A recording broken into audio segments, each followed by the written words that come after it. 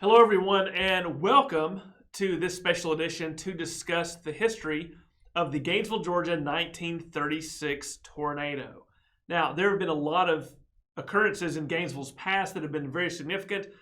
One of the most significant, of course, is the founding in 1821, the large fire that destroyed most of the city in 1851. But the most recent, without question, has been the 1936 tornado. This was a huge meteorological disaster that happened in Gainesville. So we want to just sort of take you through the history, show you some images, and show you what happened during those events and what came out of them that made Gainesville one of the most unique areas in Northeast Georgia. So Gainesville is no stranger to tornadoes. I want to sort of give a little prelude to this and say that Gainesville had experienced a very bad tornado in 1903. And here locally, we talk so much about the 36 tornado that we often forget about the 1903 tornado. And you can see on the map here, it really started down around what was the Gainesville Cotton Mill. And it dodged the public square, but went out to New Holland Mills. And the image in the inset there is of the large mill building and some of the damage that was done there. And for most towns, the 1903 tornado would be the big tornado that they would have experienced. Gainesville, not quite so fortunate. About 30 years later, on the sleepy morning of April 6, 1936, Gainesville is a very prosperous town. The railroad has come. Brenau University is here, a great women's college. The North Georgia College is just down the road. There's a lot of industry going on. It's a major mill town.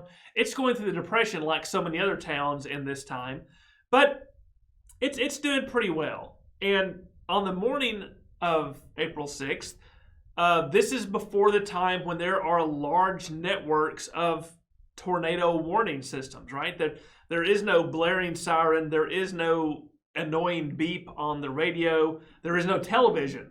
And so people are not necessarily aware. It's interesting, the weather system that created this tornado had actually been moving across the southern United States since the day before, and it was one of the most violent weather systems that had been around in decades. As a matter of fact, this same weather system spawned a tornado, among others, in Tupelo, Mississippi, that almost killed a young Elvis Aaron Presley. But fortunately, he was able to live through that one the night before. And as the system moved across the south, it approached Gainesville. And Gainesville experienced something that it's not unique, but it's very unusual. And you can see from this particular graphic the path of the tornadoes that were spawned. We have here a map of downtown Gainesville, and you can see the shaded areas are tornadoes. And coming from the west of town, this horrible weather system actually spawned two different tornadoes that in effect came together and merged just before they got to the Gainesville Square. And so as they went through downtown Gainesville, there were two tornadoes just doing what tornadoes do, tearing everything apart. And then after they get out of downtown, they split up and go their separate ways, but they spawn a third smaller tornado right there on Brenau campus. So again, this is not unique. It's not unheard of, but it is very, very unusual, and it creates what we think is about an F3 tornado that goes right through the downtown area. The destruction is immense, as you can imagine. There are over 200 people who died in this tornado. It is still, even today, the fifth deadliest tornado in U.S. history. This is a view from the top of the Jackson Building. The Jackson Building did last through it, but you can see the massive destruction. You can see here the Confederate Memorial statue here in the center, and in the background over there is where you can see the path came through. And just back there, the two-story building is the depot, but next to it was the Cooper Pants Factory. And that's where the vast majority of the deaths occurred. The Cooper Pants Factory was a place where women would go to sew pants. It's a textile mill. And the women had just gotten to work. Remember, this hits about 8:04, 8:01, somewhere around in there. They've just gotten to work. And what happens is, as it goes through town, it does a lot of damage to the Cooper Pants Factory building. And it causes a lot of the exits to become blocked. Well, the problem is, a fire starts inside the Cooper Pants Factory because of the very flammable material that's in there. And this is the horrible part. a lot of those deaths aren't caused directly from the tornado. They're caused from the fire. And people said that they could hear the screams of people being burned alive in the Cooper Pants factory. Another view, you see that this is Matthew's store, and this is down on the ground. All the debris is everywhere. This is actually a day or so after, just to give you some idea of how widespread the destruction was and how much debris there was in town. And remember, this isn't only a damage to downtown Gainesville. We here in Gainesville often tend to focus on the downtown area because that's where most of the photographs were taken. But there were huge residential sections that were struck by the tornado that caused a lot of damage to homes. And we've got here, I guess you could say we're fortunate from a historic perspective, we have some video. So I want to show you just a little bit of the video. This is unique because when people had heard that the damage had been done to Gainesville, this video actually comes from insurance companies coming into Gainesville the day after the tornado to take a movie of the damage so that they could use it for property assessment purposes. So let's take a look at that video and just see some of the things. A lot of the things you're going to see are people, bodies being taken out of the rubble and taken away to a makeshift morgue.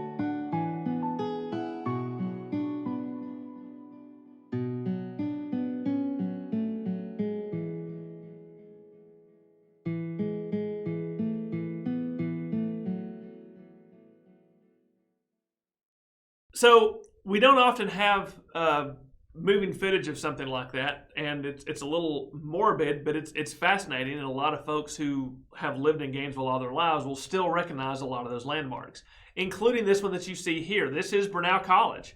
It's now Brenau University, but that third tornado caused a lot of damage. This is the main building on Brenau campus. You can see that the roof has more or less been ripped off. Trees are down everywhere. This tornado causes a lot of major damage. And one other photo I want to show you, the destruction that shows you just down one of the streets. Part of the problem with this tornado is it was very difficult for help to come. Like that fire in the Cooper Pants factory, the water mains are down. The roads are totally blocked. There's no way that they can get water to put the fire out, or that the fire engines can even get to the Cooper Pants factory. Everything's blocked. Phone lines are down. Radios are down. Electricity is down. It is an absolute mess. It is an absolute disaster. And so people don't know that this tornado has happened. The first news people get of it is when folks are able to somehow get out of town and go down the road to the next town, and they're able to maybe get on the phone or send telegrams. And this, what I want to show you next, is a really neat piece of history. We were able to have this donated to us. And this is a Western Union telegram sent from just outside Gainesville the day of the tornado. And you can see there, very brief, family all safe, terrible destruction, many killed, mother. This is the kind of thing, this is how the world found out what had happened in Gainesville, Georgia on April 6th. Destruction immense. Well, one very interesting aspect of this, as many of us know, Franklin Delano Roosevelt, the president, had a place in Warm Springs, Georgia, and he would often take the rail back and forth to go from Washington, D.C. to Warm Springs. Well, that rail line ran straight through Gainesville, and so they were having to work to get the lines clear for him to come back through. He stops, and he gives a speech from the back of his train and basically says, this is horrible. These things have gone on all through the South, and we promise that we are going to help you and all the other people affected by this horrible disaster and get you back on your feet, and you're going to be stronger than ever. And in the middle of the Great Depression, this is a big deal, right? This could have ended most towns. But with the help of a lot of money from the federal government, a lot of those programs, such as the Works Progress Administration, the WPA, a lot of money began to pour into Gainesville, and the rebuilding began almost immediately. A lot of local buildings that had been slightly damaged or medium damaged were able to be repaired. The heaviest damaged buildings were able to be cleared away, and new buildings were able to be built, including, as you can see in this next photo, the new county courthouse and city hall. These things are built to last. They're still here today. They are a fantastic example of Art Deco architecture. And while, unfortunately, they're not still the county courthouse and city hall, they're really neat to go into. And you can see this wonderful architecture. You can walk around the outside, and around the outside, they have little bronze discs in the ground that say 1938 WPA, because that's where a lot of those funds came in to to help Gainesville rebuild. And it was such a big deal, and it was such a remarkable example of success of the New Deal that Franklin Delano Roosevelt decides to come to Gainesville and give a speech. And as a result of that, they decide to name the new area where City Hall and the county courthouse have been built Roosevelt Square. And you can see in this aerial photograph how that has been done. There, remember all that debris that was there? Well, it's been 2 years, but it's gone. You can see right there in the middle, the town square, and then up in the upper left-hand corner, you can see the county courthouse just being completed, and across the way, City Hall beginning. This is going to be called Roosevelt Square. And because of the help that he was able to bring, it doesn't help that a fellow named James Dunlap Jr. was good friends with FDR and had convinced him to come so that they could dedicate the square. And this is a big deal, right? This is the first time a sitting president has come to Gainesville, Georgia. And so the town rolls out the red carpet and are very, very excited about it. And we also, in getting ready for this, we're very proud of this. So we start having postcards made of what downtown Gainesville looks like now. And you can see this beautiful, well-kept lawn and those new gleaming white buildings that represent Gainesville's, in effect, rebirth. And it's very interesting because what this means is right here smack dab in the middle of the Depression and getting into, we don't know this yet, but going into World War II, because all the destruction occurred in Gainesville, there's been a lot of new rebuilding in Gainesville. We have new infrastructure. We have new buildings. We have new electrical grids. We have a new depot. We have new textile mills. A lot of these things are brand new, which sits Gainesville in a great position moving forward, and quite frankly gives it a little bit of an advantage over other towns in the area. And it maintains Gainesville's centrality as a political, economic, and social center of Northeast Georgia. So when Roosevelt comes to town, we get ready for this. We're very excited. We've got a program, right? This is what's so interesting. You see down here at the bottom of the program, Thanksgiving Day, November 25th, 1937 in Gainesville, Georgia. And that was when he was originally going to come. And in preparation for dedicating Roosevelt Square, the city built a very large marble pillar with a great big, it's about this big, bronze disc of FDR's profile, and got it ready. And it says, it has that date, November 1937. If you'll also take note of the program, it says postponed until March 23rd, 1938. Turns out that the president had gotten a really bad cold, and it was a cold or an earache, and had to cancel his trip to Gainesville, or at least postpone it. So when you go to Gainesville today and see that marker for Roosevelt Square, it actually has the L date. They never changed it. Giant bronze discs are difficult to change and expensive, and so there it sits. But he does come, and you see in this great picture above me, he comes to Gainesville. Here's an interesting side note about the car that he's in. Of course, presidents have very special cars that move them around. This trip to Gainesville is actually the first time this particular vehicle was going to be used by the president. And interestingly enough, this exact vehicle still exists in a presidential car museum. And it has about a half-inch of metal steel plate all around the car to make it bulletproof. And you can see his Secret Servicemen there riding along with him. And so downtown Gainesville is decked out. Unfortunately, it starts to rain. And it rains through most of the dedication of the ceremony, but you can see thousands of people still come out to the crowd. It's right smack dab there in the middle of Roosevelt Square. You can see the new county courthouse in the background. You can see the tent that's been set up for the president to speak from. And the president does give a speech. And we're going to go now to a video of the speech. It's not the entire speech, but we were very fortunate to find this motion picture footage of him giving the speech right here in Gainesville, Georgia. And then when we come back, I want to tell you a little interesting tidbit about that speech that he gave here. Today, national progress and national prosperity are being held back chiefly because of selfishness on the part of a few. It is that attitude that leads such people to give little thought, to give nothing but lip service to the 1/3 of our population that I have described as being ill-fed, ill-clad, and ill-housed.